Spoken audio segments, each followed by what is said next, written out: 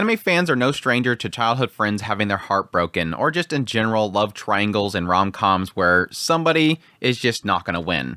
But what happens to them after the story ends? That's always the massive question mark. What happens after their heart is broken and they're kicked to the curb? Well, that seems to be the concept behind Too Many Losing Heroines, a series in the summer 2024 anime season. It was easily one of the most anticipated shows that I had for the season coming up. The PV looked great, visually looked fantastic, the expression on the characters' faces, just it looked goofy. And sure enough, after the first 2 episodes of the series, I am absolutely sold on the series. I think it's going to go down as probably my favorite this season if things turn out well, but we'll have to wait and see. But this is my thoughts on the first 2 episodes, so let's jump into it. Too Many Losing Heroines opens up with Nukumizu, who is pretty much a mob character. Like, he's just kind of not standing out. He's just a background character. Nobody pays attention to him. You have this little dialogue where he's talking about how people in school fall in love at some point, but in like most cases, like 7 out of 10 of them are going to break up at some point. And he's kind of wondering if he'd ever experienced that, having a girl confess to him, having love, all that kind of stuff. Well, one day while he's at a restaurant, he ends up spotting Ana Yanami, one of his classmates, who pretty much pushes this guy into going after the love that he wants. And after he leaves, she ends up grabbing his cup and putting the chewed on straw into her mouth. Which, yes, she notices that Nukumizu actually notices this, so she quickly rushes over to his table, sits down,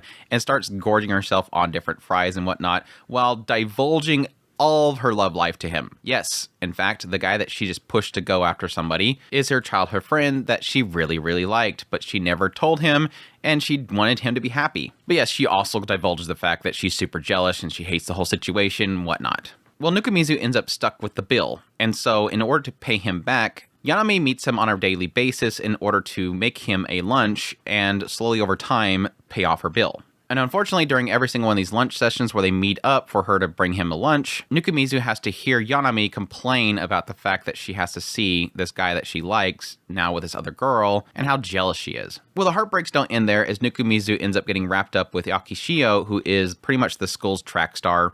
She's interested in this one boy, but he keeps kind of avoiding her and going to this cram school. Eventually, he kind of helps her out with kind of getting this moment where he can hang out with her at the literature club, at which point he divulges that he already has a girlfriend and completely breaks this girl's heart, thus adding another girl that is now hanging out with Nukumizu. It seems like every single girl in this school that has been broken up with or is unrequited love somehow ends up tied up to this guy. All the while, outside of this, Nukumizu's sister is really kind of concerned for him because he's always been a loner, and so she's afraid that he's not getting enough friends to hang out with. Komari, who is a girl in the literature club, she seems like she's interested in the president, but at the same time, this other girl that's in the club seems to like her as well. And additionally, there's a teacher that's planting recording devices in the different rooms so she can hear the romance between the students. And that's the concept so far with Too Many Losing Heroines. Like I said, it's pretty much the idea of all these girls with broken hearts just kind of getting magnetized to this one main character, and him kind of having to deal with the aftermath of these girls having their hearts broken. So my thoughts on the series so far. I'm absolutely loving this show. Like, through and through, I'm loving this show. Visually, it looks incredible. I think the character designs are fantastic. We have the character designer that worked on Lickety Coil, so they just look super cute. And the expressiveness that the director and the team that is getting out of these characters is just top-notch. Just like all these goofy moments with like Yanami doing the whole straw thing and freaking out the moment that she sees Nukumizu is, seeing what she's doing. Just all the perspective shots, the character designs and everything is just, it all just absolutely works. But I think at the core, what I like so much is the interactions of the characters themselves. Yeah, I can't say that Nukumizu is like a great protagonist, but he does enough to sort of react to the other characters. He's not like a pushover. So whenever you have situations like Yanami is being very selfish, he's always reacting to it in some goofy way. So he does accent the characters in a good way, which is good because a lot of the concept here is each one of these characters having their heart broken or dealing with unrequited love. At the same time, he's kind of just not wanting to get involved, but ends up getting involved anyways, which is really, really great. But yes, I think a lot of the enjoyment so far in this series has been, of course, the female cast. Yanami, of course, is just an absolute goofball. She's kind of one of those characters that just doesn't know boundaries, at the same time sets her own boundaries. Whereas like when it comes to her own love, being a childhood friend of this guy, really, really liking him, but yet never actually saying anything, which is, yes, the epitome of a childhood friend. They wait too long and they lose. Same with Yakishio. Waited too long and then loses.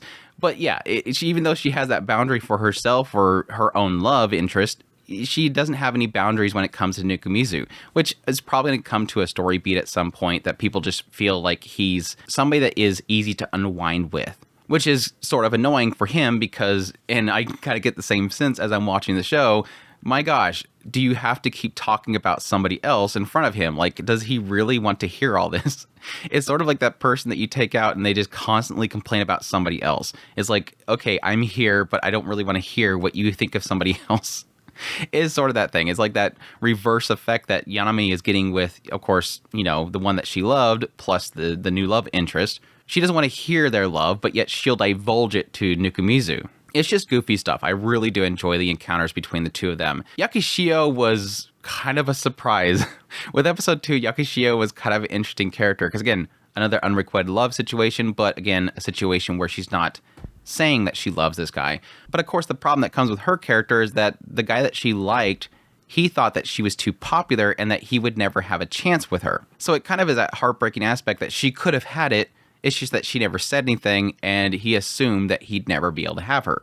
So it's, again, another one of those heartbreak moments of like, gosh dang, these girls just have no luck with men. I'm assuming the third girl, which is Komari, which is the other girl from the literature club, I'm assuming she's going to probably be the reverse situation where she's not the childhood friend, but she's essentially the one that wanted to win against a childhood friend, but ends up losing in that situation. So we'll see what comes from that whole situation. But the overall commonality, it seems, with each one of these girls that he's running into, whether it be childhood friend or not, seems to be the concept of them just waiting too long, which is, again, always a situation with these love triangles and childhood friend situations with rom-coms, is they're always the one that waited too long until somebody else came in and just took the prize, essentially. Like I said earlier, the other character that we really have that is an obvious star of the show is the sister.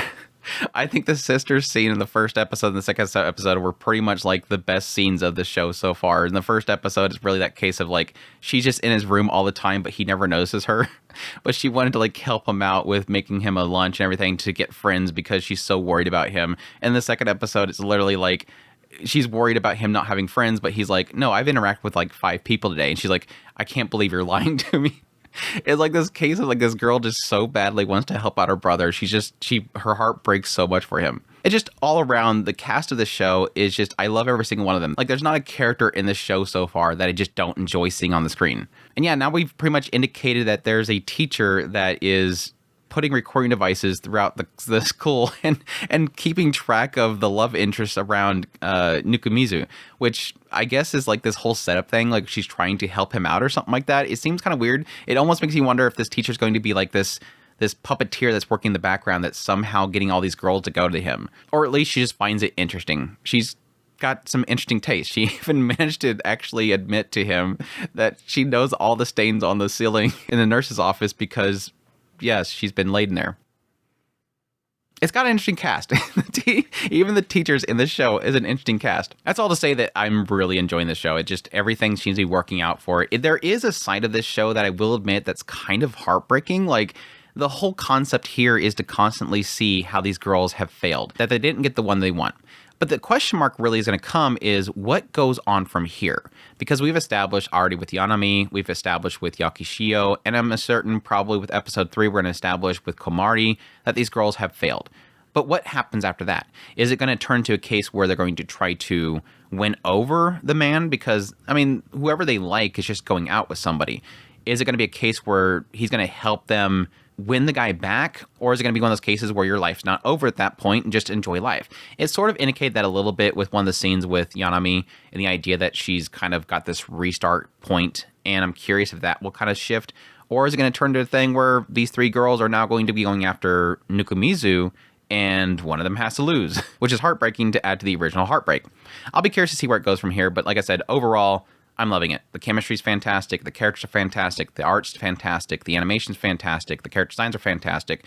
Everything on this show is just working full cylinders, and I cannot wait for more of it. It's easily, like I said, going to go up there, probably one of my favorite shows of the season so far. But anyhow, that's my thoughts so far on Too Many Losing Heroines. Hope you guys enjoyed this video. As always, if you did, hit that like button down below, comment. Let me know what you think of the series so far if you're going to be checking it out. Additionally, if you're new to the channel, make sure to hit that subscribe button so you get all my content. I do news, reviews, first impressions, top lists if it's anime, it's pretty much here. Additionally, if you like this content and you want to support the channel more, I have Patreon link, tips, links, everything, membership button below. Greatly appreciate it, it does. And y'all take care.